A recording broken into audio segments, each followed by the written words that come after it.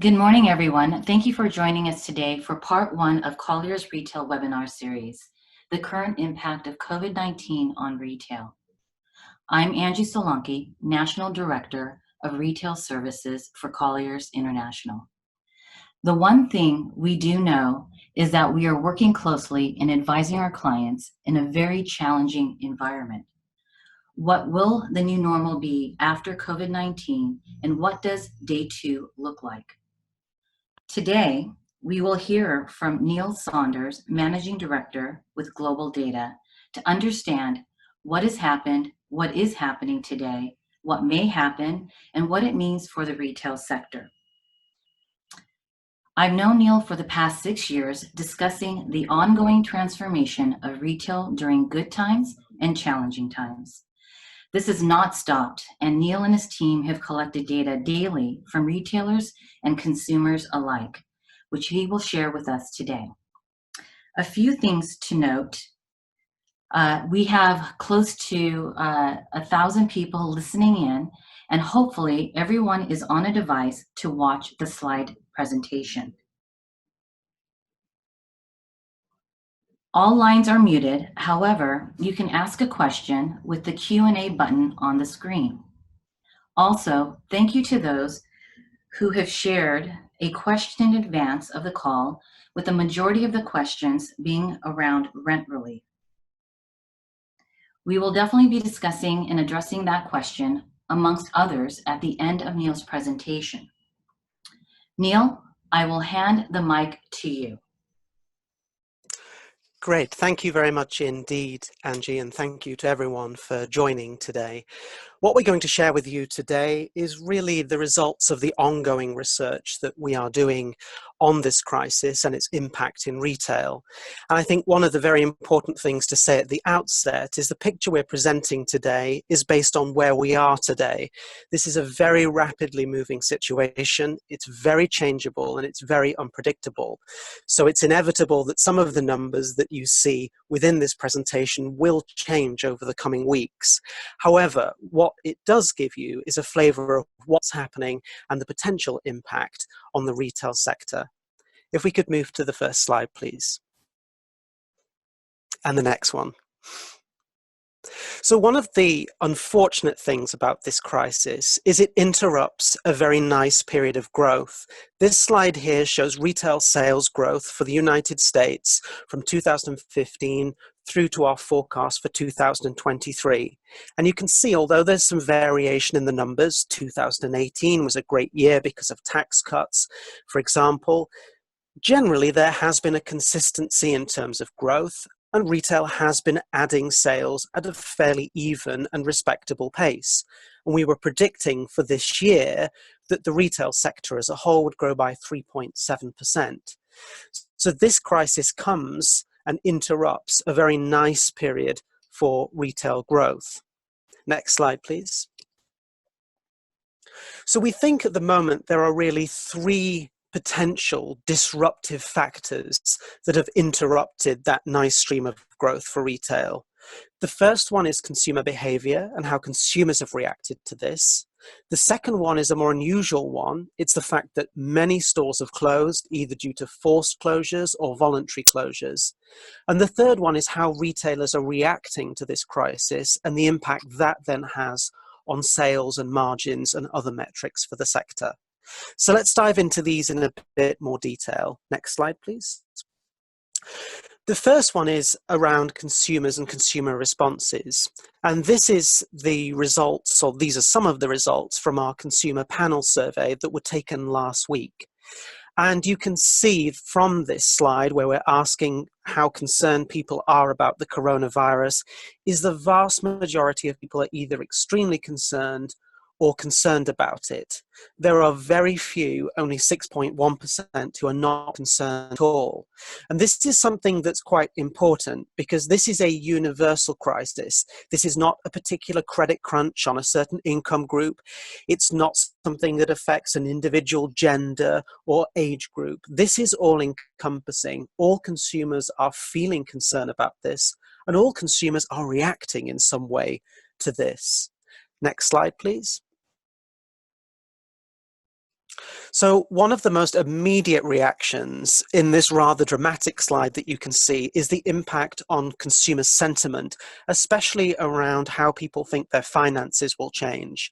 This slide here shows our own survey. We asked people whether they think their finances will get better, get worse, or stay the same. We ask it each month. We create an index out of that where we take all the people who say things will get better and we subtract from that all the people who say they think their finances will get worse.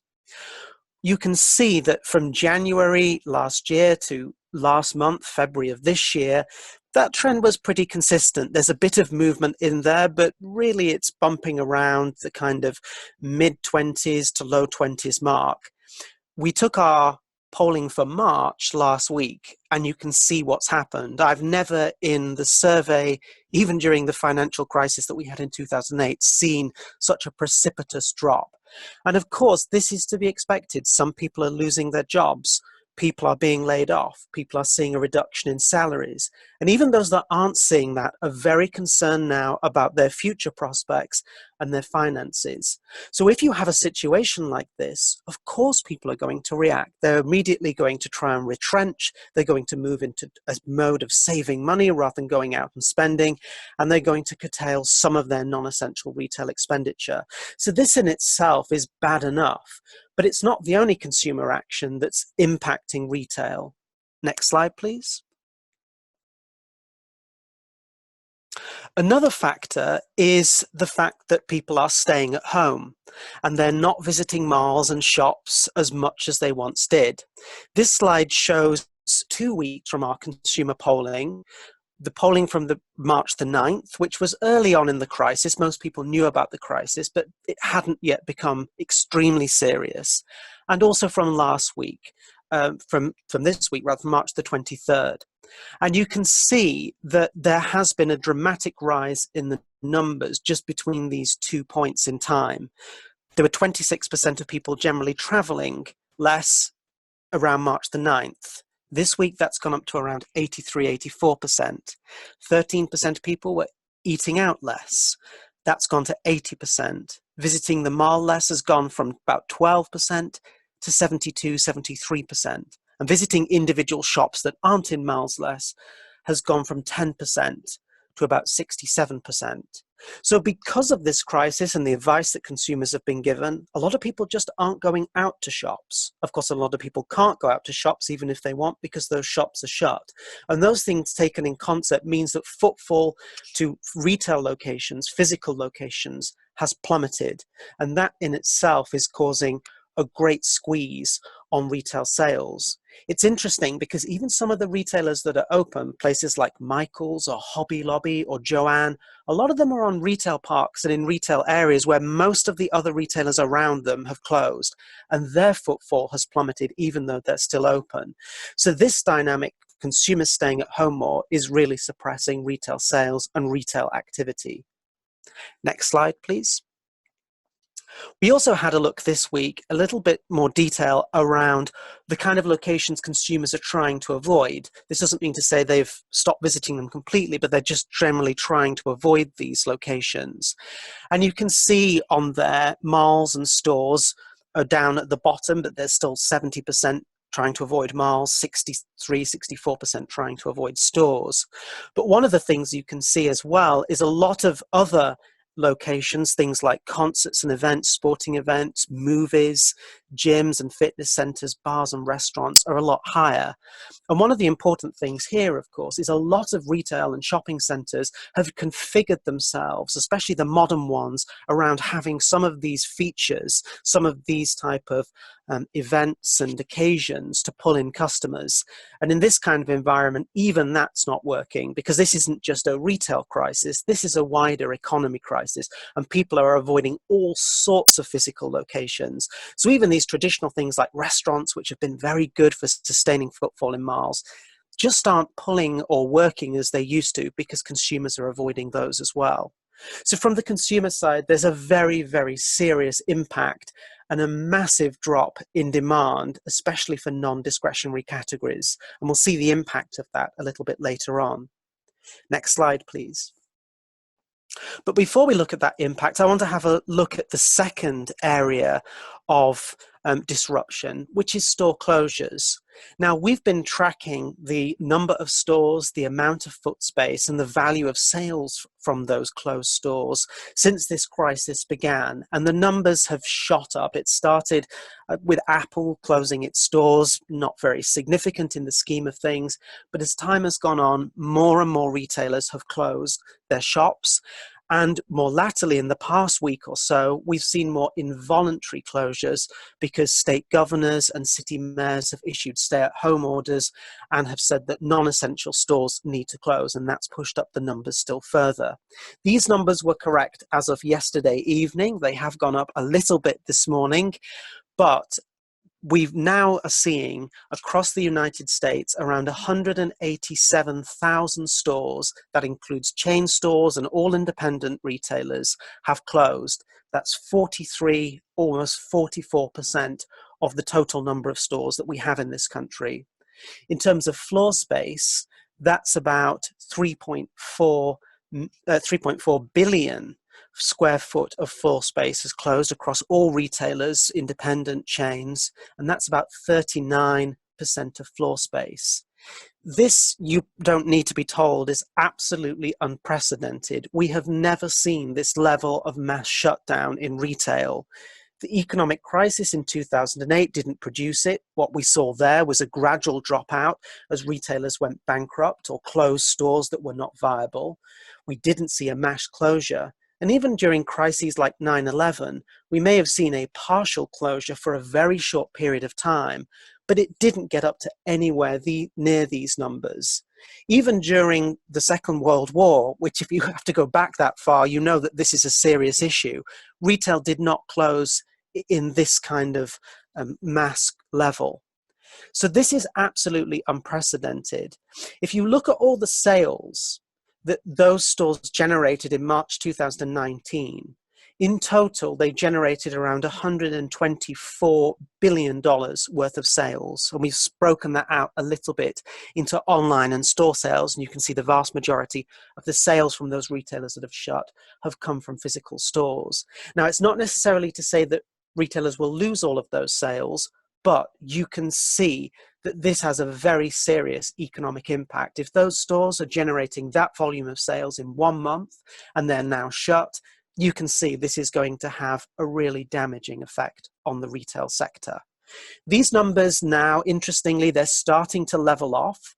We're not seeing the level of store closures in terms of the rate of increase that we were, but there's still a very hefty number of stores that remain shut.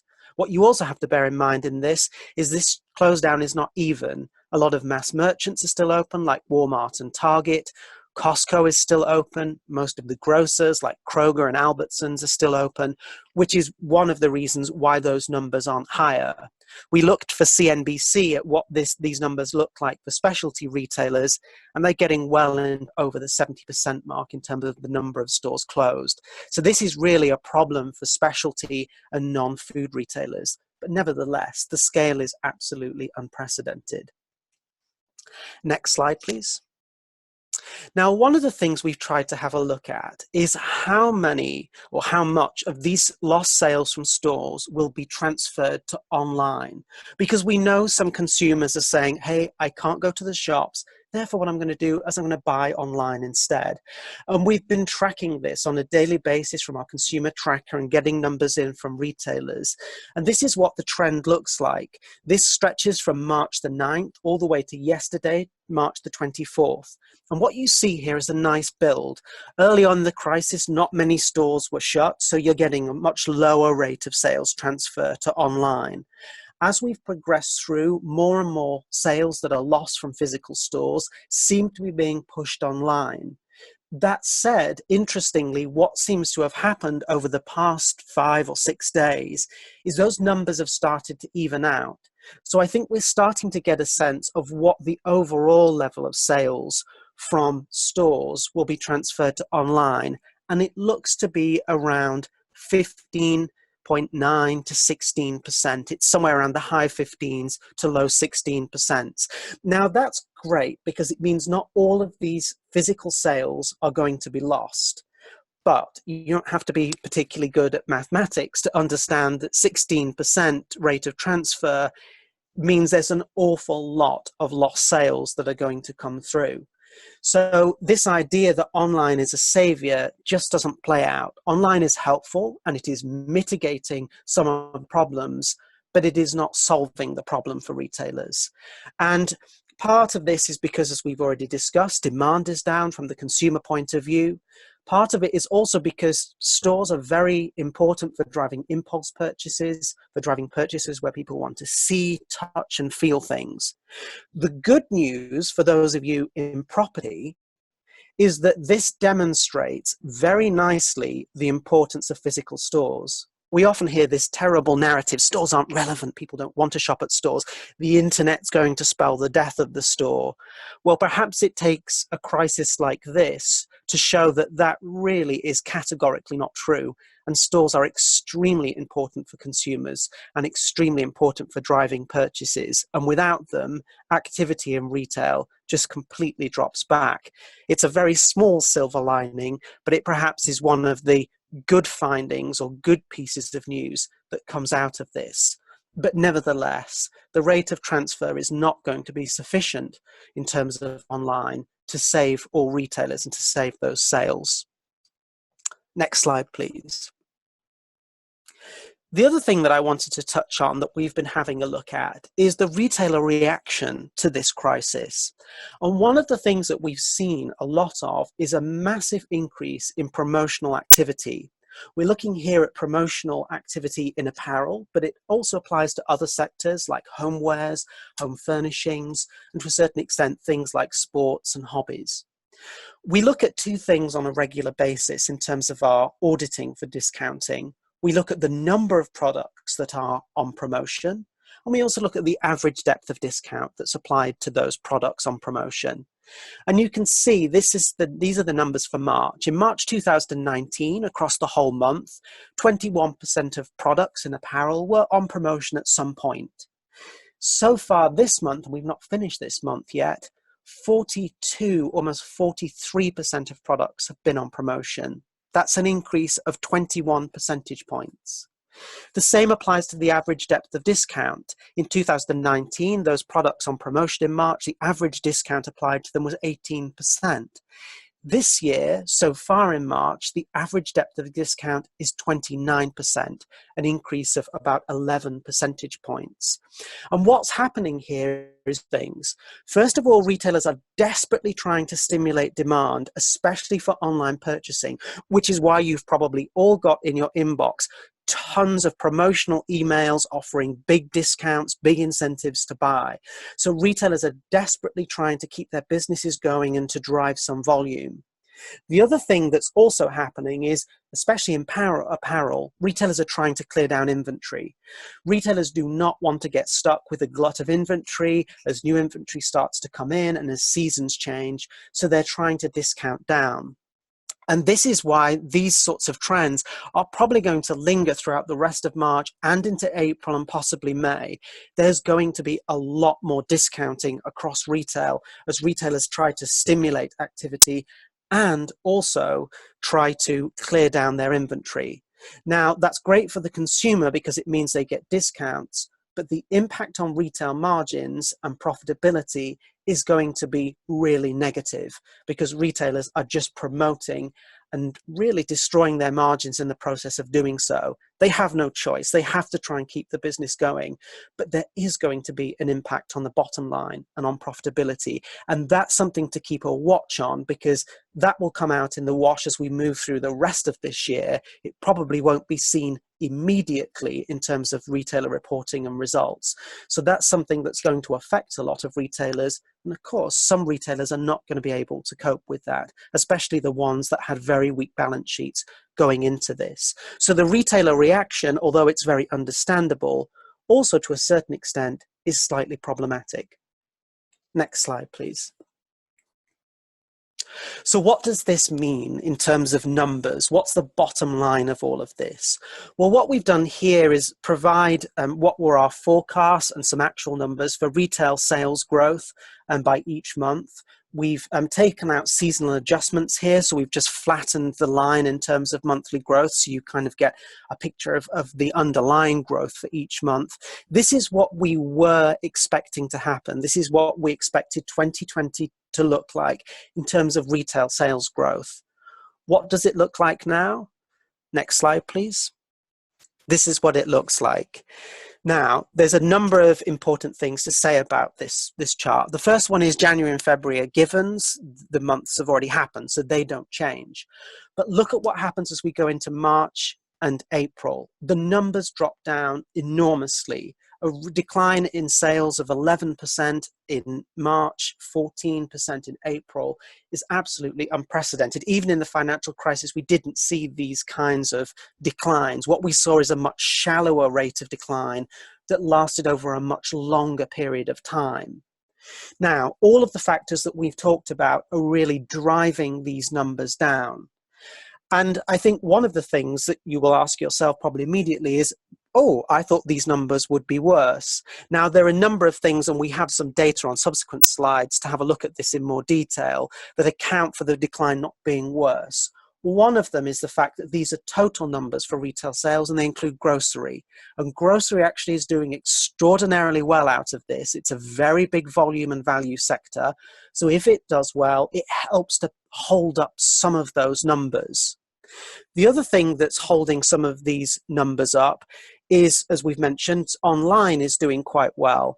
Online, there is a degree of transfer, so online is doing a lot better. But some of the traditional online retailers like Amazon are seeing the bulk of their sales actually remain, even the underlying sales. So that helps a little bit in terms of preserving some of these numbers. But nevertheless, these are really, really sharp deteriorations. And if anything, they're probably only going to get worse from where we are at the moment. These are based on all the facts and figures we have today. Now, some of the assumptions under these numbers. The first one is that March obviously is going to be a month when retailers are closed to the end of this month. Don't forget the March number includes the beginning of March when most retailers were still open and trade was fairly normalized. That's why March doesn't perhaps look so bad. We have made an assumption going into April that there is going to be another month of mass disruption. Most retailers are probably going to be either completely closed or partially closed for at least the first part of April, if not longer. Now, that runs contrary to what a lot of retailers initially said. A lot of retailers said, well, we're close to the end of March. That's what their announcements said. What we've found in talking to retailers as we've gone through this crisis is a lot of them now see that as being very optimistic. It was a first guesstimate as how long this might last. Already Apple has said its stores are closing for longer. Other retailers are also coming out and making those announcements in terms of the length of time that they will be closing. So that's something that is going to remain very, very disrupted. Demand is also going to be very depressed going into April because all of the layoffs, the wage deteriorations, the salary deteriorations, the effect on consumer confidence, that lands mostly in April because people are still running down their incomes at the moment. It's April when that starts to bite. So we see April as being a pretty bad month for retail. Now, as we go into May, we start to see things get back to normal in terms of store openings. So things start perhaps to open up again. So May starts to be a little less bad, although it's still nearly a 9% drop in sales. But there's still a lot of deterioration from underlying consumer demand slips in May. As we come into June, we start to see more things open back up as normal. But again, there's still some deterioration from underlying slips in consumer demand. And then we've assumed as we go into July and the summer months that things start to get back to normality. And we actually have some better forecasts for these months going forward because there's a bit of latent demand and delayed purchasing as people start to go back to a sense of normality. Now, this is the thing where I said at the beginning, this is subject to change. This is not driven just by underlying economic demand. If it was, it would make it much easier to forecast. A lot of this is delivered by the understanding of the progression of the virus. It's delivered by the healthcare progression and the healthcare decisions that are taken. If the virus doesn't get contained and we see a peak in cases and we see that linger on into April and through May, these numbers will deteriorate further and we'll see a flattening of the bottom of that kind of V shape. So this is very dependent on the actual virus itself, the measures we're taking today, and some of the things that will happen in terms of the progression of the virus. So this could be a more protracted downturn. What we do believe, though, is that no matter the kind of duration or shape, perhaps, of that V or U shape, we will get back to a sense of normality. There is a great impetus from the federal government to get things back to normal. There's stimulus is being injected into the economy, and the underlying consumer fundamentals, apart from the temporary slip in wages and confidence, still remain reasonably sound. So at the moment, this is not the kind of crisis of 2008 where we saw massive contagion throughout the economy. It could go that way, but at the moment we don't see that happening. So this is in some ways a very short, very sharp, very worrying shock to the system rather than a prolonged deterioration over a period of time. Next slide, please. So let's just wrap that up in numerical terms. What we're seeing in March, April, and May this year is sales we think will be down by about 112 billion over the same period in 2009. That's an enormous amount of retail economic activity. And our numbers don't include restaurants. That's not food service. So this is just traditional retail. They don't include things like cinemas and leisure either. So you can see when you start to factor in some of those other sectors, this is a really serious impact for the consumer economy. That said, we still expect some growth to come later in the year. We've still had some growth from the January and February months. We still see latent demand coming back in as we progress towards the end of 2020. So what we're forecasting at the moment is 2020 as a whole, we think sales will be down by about 16 or 17 billion over 2019. So that's bad, but it's not too bad in the context of where we are at the moment. And that's because this is a short, sharp shock that affects a number of months. And if things bounce back, we will recoup some of those losses. What that means for the whole year is that we will be down by 0.42% in 2020 over 2019. So it's not as disastrous as it could be, but it's still a slip. However, the rub is that compared to what we were initially forecasting for 2020 as a whole, the difference between that and what we're currently forecasting is about $162 billion. So all of that growth has disappeared. We've got a slight shrink.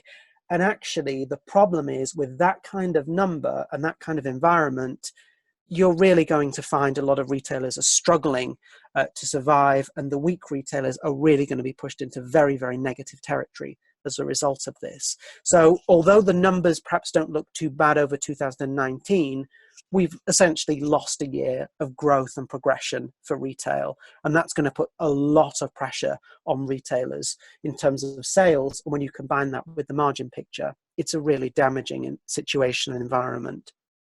Next slide, please. So this is how it looks in context. Obviously, these are the retail sales forecasts annually, and the historic numbers 2015 to 19 haven't changed. They are fixed. The 2020 number you can now see is down 0.4%, as we've just mentioned. The good news is if we do come out of it in the way that we're currently forecasting, the numbers for 2021 to 2023 have lifted a little bit. We see a little bit more progression in those years than we were forecasting previously. So there's a little bit of upside, but it really doesn't make up for that lost year of 2020. 2020 is going to be a lost year for retail. Next slide, please. Now, I mentioned when going through those numbers that the forecasts were not even by sectors. And this slide here shows the March 2020 forecast for different segments of retail, different categories. And you can see grocery really is the standout performer. We're forecasting overall grocery sales will grow by about 13% in March this year. Now, that may not sound like a lot, but this is unprecedented for grocery. Grocery is a fairly even sector because everyone participates in it. We all need to eat. The levels of growth are fairly even. There's a lot of price competition that keeps the growth on inflation there. So to have a growth rate of about 12 or 13% is exceptional for grocery. And some retailers are doing much better than that. We've been speaking to Target. Target's seeing something like 50% comps in its grocery and household essentials business at the moment. Target is gaining more than most retailers because it's not the strongest grocery retailer, and it's finding it's getting a lot of new customers converting. So they're seeing a much a sort of high rate of growth above average. But that is indicative of what players are seeing. So grocery is doing well. One of the things, though, about that is if consumers are spending more of their discretionary income on grocery and stockpiling and buying certain products in greater volumes, it leaves less money to spend elsewhere.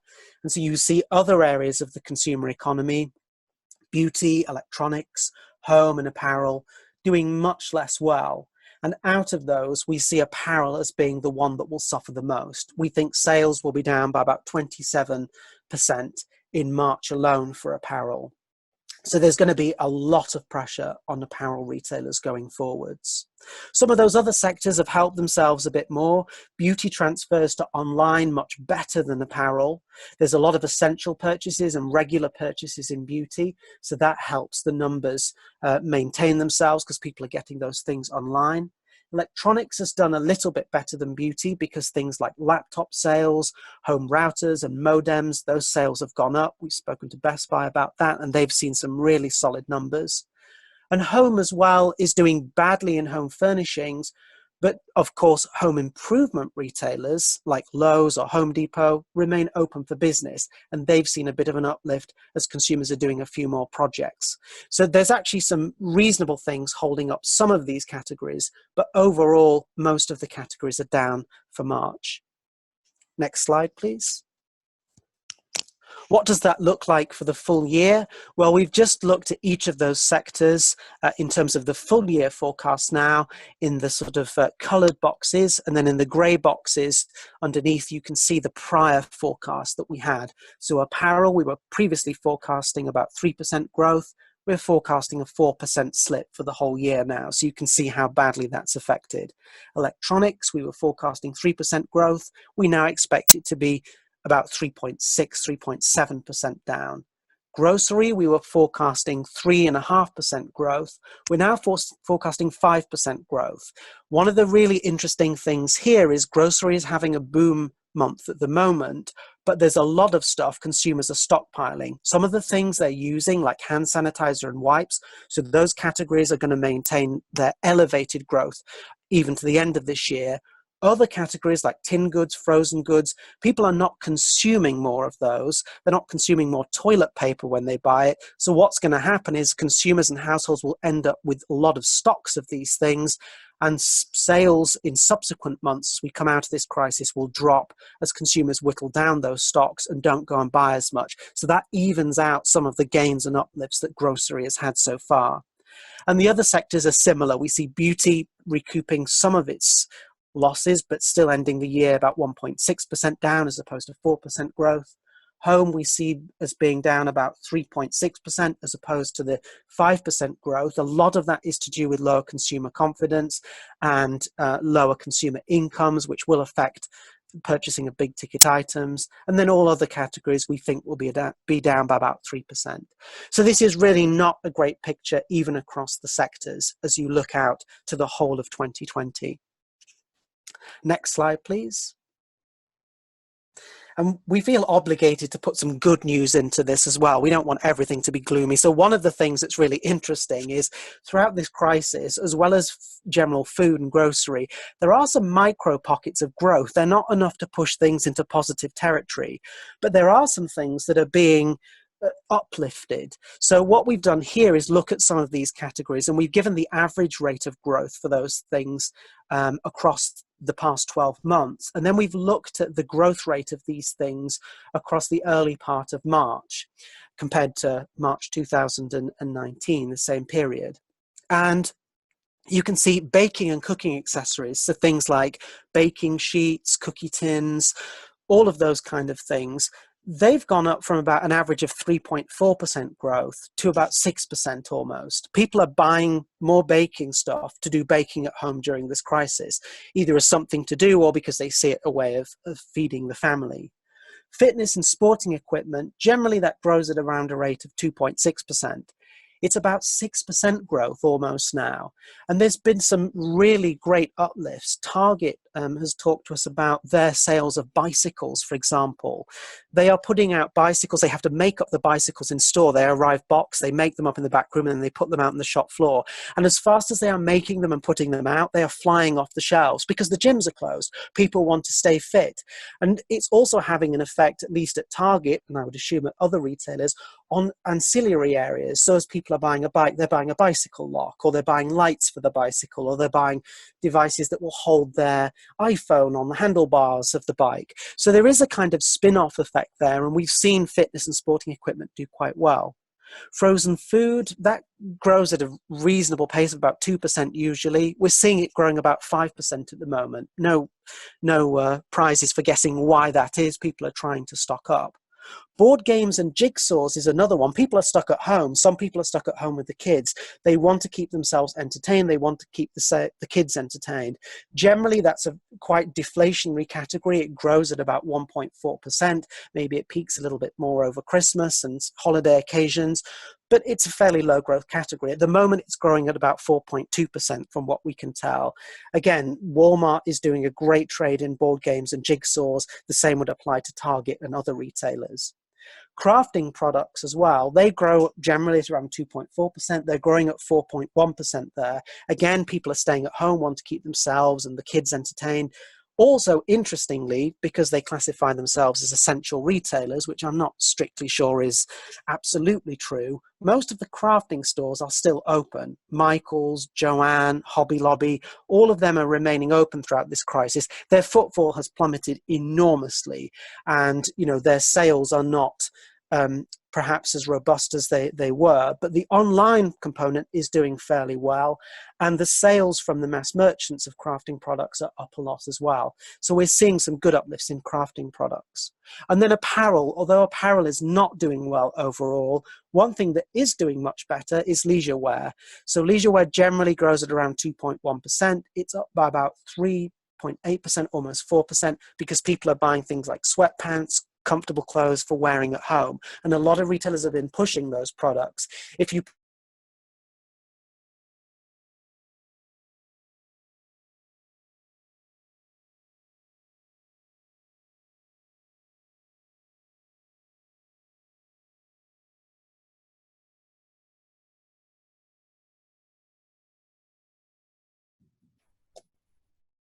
We're going to give Neil a second. His line may have cut off. So why don't we give him a quick minute here and we'll restart the conversation. We have a few more slides left, and then we're going to go into a quick Q&A, talk a little bit about rent relief and how rent relief guidance is playing into these conversations, as well as what retailers are saying in terms of how they may recoup their sales. So please stand by 1 second. Sorry for the technical difficulty.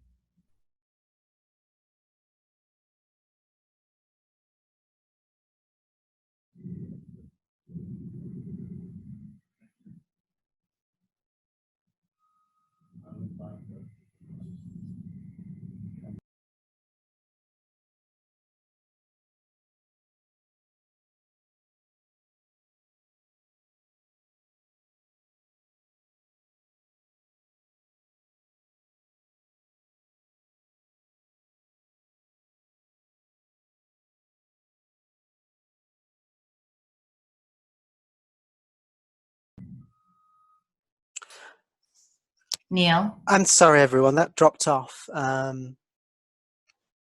You're good to go. Keep going. Yeah, sorry, everyone, the internet just dropped out there, probably due to the massive increase in demand of everyone using online. So there are some good pockets of growth. Next slide, please. So there's also some winners from this, and I don't think this comes as any great surprise. This is from our consumer survey. It's looking at where consumers are stocking up on essential products. So all the players that you would expect to do well out of this are doing well. The Walmarts, the Krogers, the dollar stores, which remain open, Target, Costco, the drug stores. One of the things that we're going to see, as well as these players doing well overall, is the fact that they're not just doing well on food. They are seeing some of the increased footfall they're getting spin out to some of the other areas, including the areas that we'd previously spoken about on the last slide. So although there are players that are going to be real losers out of this, not everyone is going to be in loss, in terms of sales at least. And I think that's something that's important to remember. This is a very negative situation. It isn't something that any retailer would want, even if they're seeing gains, but it isn't negative across the piece. There are people or players that will do a lot better out of this than others. And these are some of those retailers that are going to probably at least maintain performance on the bottom line and see some much better performances on the top line because of this crisis. So just bear that in mind in terms of things like tenant mix and other areas. Next slide, please. Just finally, in terms of the data, we early on in this crisis took a poll of US retailers, the executives from the key US retailers, and we asked them what they were concerned about. And understandably, they were very concerned about protecting staff. But one of the biggest things that they were concerned about was a downturn in trade. And I think that is one of the things that's really worrying retailers at the moment. A lot of them have still got very high operating costs. They have still got all of the operational costs. A lot of them are still paying staff, which is absolutely the right thing to do. But a lot of them have seen a massive downtick in trade. And already they're drawing into their credit facilities. Macy's has drawn down about $1.5 billion of credit alone to try and see it through this crisis, making sure its cash position is reasonable. So I think a lot of retailers are very, very concerned about the downturn in trade at the moment, understandably, and that is going to be their main area of focus going forward. How can they get that trade to pick up? How can they square the circle of higher operational costs with much lower top-line numbers? So that is the big concern. Concerns around things like disruption to supply chains, coping with the spike on online. I think most retailers have now worked through that. I think that they are more comfortable with dealing with that. The thing that's outside of their control, and the thing that we're all watching with bated breath, is how that downturn, that downtick in trade pans out, and what that means for retail results as we go through into the second, third, and even fourth quarters of this year. Next slide. So just in summary of everything that we've had a look at today, you've heard this word a lot, I'm sure, from others as well as me today. This is unprecedented. We have never seen disruption like this within retail. So there is unprecedented disruption and there is unprecedented levels of decline. However, at the moment, this looks like it is a short-term event. This isn't the kind of event that we had in 2008. Provided the damage doesn't spread. And so far it doesn't seem to be. The government, the federal government, and governments around the world seem to be taking sensible action to prop up consumers and businesses. We seem to see retailers trying to generate trade from online. We have a determination to try and get back to business as soon as it is safe to do so. And a lot of retailers are doing prudent things like cutting costs in other areas to try and keep their businesses viable. So if the damage doesn't spread, we could come out of this reasonably quickly. What this does do, however, I think it accelerates some of the current trends and polarization. After this, we'll probably see online being elevated. We'll see trends like curbside pickup becoming more prevalent because people are using this for the first time because of this crisis, quite like it, and they will stick to that kind of fulfillment model. Best Buy has seen an enormous number of curbside pickups in terms of growth because that's the model it's currently offering to try and keep some semblance of trade alive. So we will see that acceleration of trends. We'll also see polarization continue. I think if you went into this as a retailer in a weak state like JCPenney, you're going to be really hard pressed to come out of this and survive for the rest of the year. I don't say that to be unkind. I just say that because the business fundamentals were always that a retailer like JCPenney was going to struggle to survive. I think that that may be something that we see in terms of failure rates going up as we go forward. But those polarizations always existed. All this crisis is doing is exacerbating them. It's not creating new ones. So I think that's something that we will see. And that means there will be medium-term casualties. There will be medium-term casualties in terms of the number of retailers that drop out. There will also be long-term shifts. I think retailers will look at what they do in store. I think they'll assess capital expenditure. I think they'll look to automate more products in store. They'll look to do things like reduce the touch points in store so that consumers have more things like contactless payment, because people will be much more conscious about germs and hygiene and will want a response to that.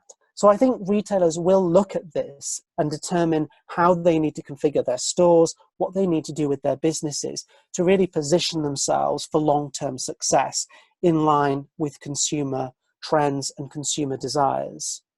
The bottom line out of all of this is going to be a horrible year for retail. But then it's going to be a horrible year for all sectors of the economy and probably for all of us. None of us predicted this. None of us would want this kind of trend. What we're seeing, though, is retailers pull together, really try to put their best foot forward, get their business plans and their operations into a state where they can cope with this. And ultimately, we'll probably see a much leaner, much more responsive, much more agile retail sector emerge out of this. That's a small crumb of comfort for everything we're all facing. But there are positives to be found, and I think retailers will work very hard to find those over the longer term. Neil, thank you so much. This was a highly informative discussion. You've answered a couple of our questions that we've had here. I have to ask a few more. So a couple of things that you mentioned. You mentioned Target and seeing some additional benefits, bringing in new customers because they are an essential business, and buying other products outside of kind of the main staples because other retailers are closed. Do you think customer loyalty will change because of that? Yes, I do. I think customer loyalty will change in two dimensions because of this crisis. The first one is, I think people are using retailers and services that they wouldn't usually use. Walmart has seen a massive uptick in the number of customers that use it because it's open and it's a mass merchant. And I think some of the people going into Walmart will be surprised and pleasantly surprised with things like the store refurbishments that they've done. This is exposing some of these brands to a wider audience. And I think some of that audience will stick with those retailers, at least for some of their purchasing going forward, which when we put up that slide about the winners, I think that's one of the things that's very interesting going forward. It's how do those winners keep winning even as we come out of this crisis, because they've remained open and they've remained present for consumers throughout the period of shutdown. The other dimension, I think, is how retailers respond to this. I think we've seen some great responses from retailers doing really socially responsible things. Best Buy, for example, closing its stores, but still having curbside pickup, so it protects consumers and staff as much as possible, but is still there for the community. Trader Joe's, for example, Trader Joe's has a very difficult job because everyone wants to go in and buy groceries. They've been doing great things in terms of limiting number of people in stores, giving people a spray of hand sanitizer as they go into the stores, having customer service people outside the stores talking and telling consumers what's going on. I think consumers like that. They see the retailers that are stepping up, and I think it creates a warmth for those brands. How that translates into success going forward remains to be seen, but I think a lot of retailers have stepped up, and I think consumers will recognize that, and I think they'll feel very favorably predisposed to a lot of retail brands as we come out of this crisis. So loyalty is a big issue now, but how retailers use it to their advantage in the long term, I think is something that they need to be looking at as well. Great, thank you, Neil. So many on the call had asked about rent relief guidance and what we're hearing in nationally. That was an advance question that came through from those that registered. You know, the sentiment from the majority of our clients in the U.S. is that it's premature to commit to any potential rent relief due to the uncertainty of how this will unfold, specifically how long this will last, government intervention, moratoriums on evictions, etc., just as you described, Neil. So with that, what are you seeing globally from either European markets, Asian markets, related to rent relief requests from retailers? You know, I saw on Bloomberg, Joey Watt, CEO of Yum China, brands KFC, Pizza Hut, sharing that they reopened 85% of their stores in early March, which was about, I want to say, 3 months after the peak of the virus. And they anticipate that they will be financially stable probably Q3, Q4 of this year. Any thoughts on that? Yeah, sure, Angie. So it's a great question. And I think you're absolutely right in the first thing that you say. We're in the midst of a crisis now. We don't quite know how long it will last. We have some predictions around the shape it will take. And so it's very difficult to understand what needs to be done in terms of rent relief. We all know that our businesses are being crunched by this. But until we see what the longer term pattern is, I think it's very difficult to make a substantive gesture on what rate relief might look like or rent relief might look like.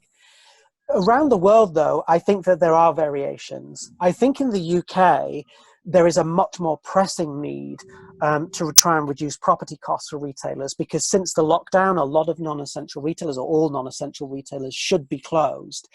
And property costs are enormously high in the UK, not just because of landlords, but because there is an enormous amount of property tax or business rates applied to retailers. Also, the UK is a much smaller country. The densities are much tighter, so land costs and property costs are generally higher. We have seen there some action being taken. I think already we have seen the government step in and give retailers a property tax holiday so they don't have to pay the business rates, which is very, very welcome because that's an enormous cost. And I think we're seeing a lot of pressure put on landlords and a lot of discussions with landlords to try and mitigate some of the higher property costs. In the US, property costs are still high, but they are not as high as they are in some of the European markets. So I think the need for relief, especially over the short term, although retailers may argue the opposite point of view, is probably less compelling here than in other markets. If you look at Asian markets as well, some of the underlying trends are different. So in China, for example, although we saw a closure in large pockets of the country of retail in the midst of their crisis, China has a much more developed online presence. You have Alibaba and Tmall and the various platforms. Consumers use mobiles a lot for shopping. So what happened is a lot of consumers went from shopping in physical stores to buying online. There was a much stronger transfer of sales. So actually the need for relief on property costs was less in China because there was a much higher rate of transfer to online. So the interaction of how all these things plays out is very, very different across the world. And I think in the US, we're in the state of waiting and seeing how this plays out as to what needs to be done on rents, what needs to be done on taxes and other things, how the government is going to step in. There's so many unknowns at the moment that will influence this. So what happens in the US, I think, is a very much an open question. But we do know, of course, and you know yourself, that there's a lot of dialogue between retailers and landlords and property companies. And that's a good thing. I think that's one of the key things. Keep those dialogues going and keep those discussions going so everyone knows where they stand.